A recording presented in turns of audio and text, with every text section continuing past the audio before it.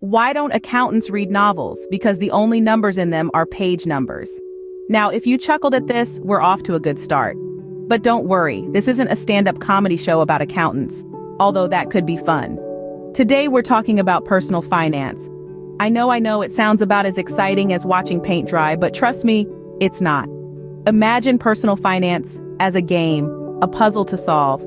It might seem daunting, like a Rubik's Cube on steroids, but it's all about understanding simple concepts. It's like learning to ride a bike. You start with training wheels, you wobble a bit, and then, voila, you're cruising along. So if you're a middle-class person with responsibilities who doesn't own a car or a house and you're thinking, how do I navigate this financial maze? Don't worry, we're here to help. So buckle up because we're about to dive into the world of personal finance without all the jargon and boredom. Ever heard of the saying, money can't buy happiness, but it can buy marshmallows, which are kind of the same thing? Now imagine this. You want to buy a giant bag of marshmallows. You've been dreaming about it. You've been salivating at the thought of it. But alas, you haven't planned for it in your budget. Oh, the humanity.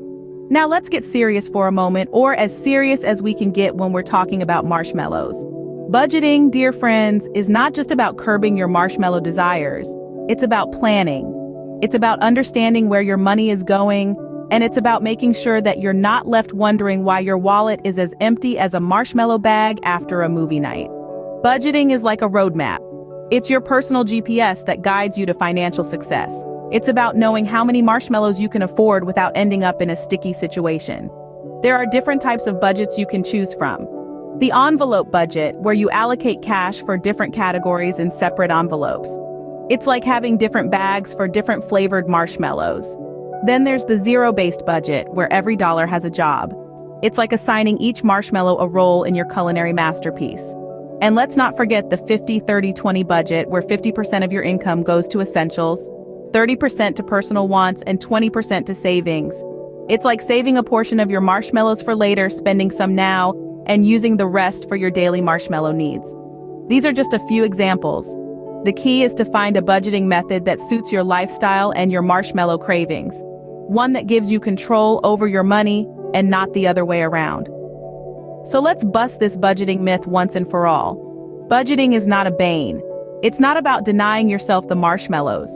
It's about planning for them, enjoying them, and still having enough left for a rainy day. Remember, a budget is not a prison. It's a plan for your marshmallows. What do you call an accountant with an opinion? An auditor. Now that we have the obligatory accounting joke out of the way, let's dive into the world of accounting, shall we? But don't worry, this isn't just for those who crunch numbers in a cubicle all day. This is for everyone who wants to keep track of their finances. Accounting, in its simplest form, is the process of recording financial transactions. It's like a diary of your money where you jot down what comes in and what goes out. But instead of writing about your feelings, you're writing about your finances. Now, before you start thinking, I'm not an accountant, how am I supposed to do this? Relax. You don't need a degree in finance to keep track of your money. All you need is a bit of discipline and a desire to understand your own financial situation. Let's start with the basics.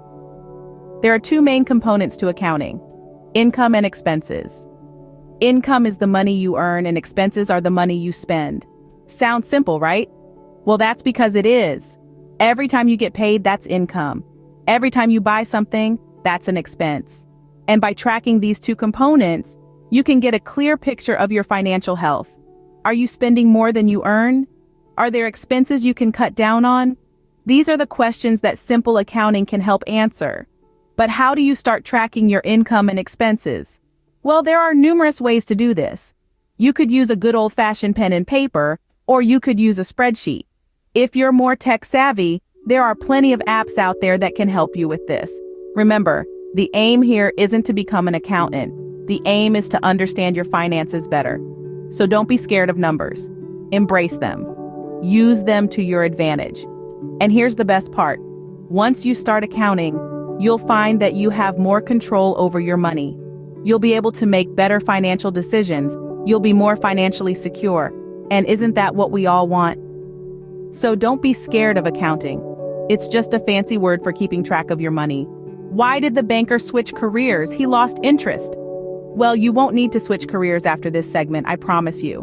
Let's dive into the thrilling world of managing money like a pro. We all know that money doesn't grow on trees. But what if I told you that it can grow in banks, in investments, and even in your piggy bank? Now, I'm not talking about planting a dollar bill and waiting for a money tree to sprout. I'm talking about the magic of compound interest, investments, and good old-fashioned saving. Think about it. When you go to the grocery store, you don't just throw things in your cart willy-nilly. You consider the price, the value, and whether it's worth it.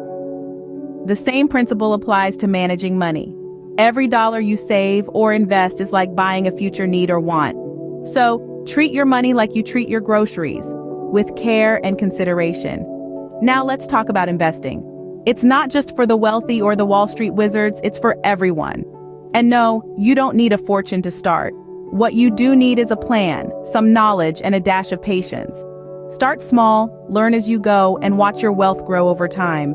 And remember, it's not just about saving and investing, but also about spending wisely. Plan your vacations in advance to get the best deals, ditch the expensive coffee and make your own, and always have a budget. And what about those unexpected expenses? Well, that's where your emergency fund comes in. An emergency fund is like your financial superhero, swooping in to save the day when your car breaks down or when you need to replace your fridge.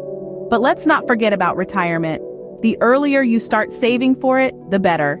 Think of it as a long-term vacation fund. After all, who wouldn't want to spend their golden years sipping margaritas on a beach? So there you have it. Managing money isn't as hard as it sounds. And remember, even if you lose interest, don't lose your principal.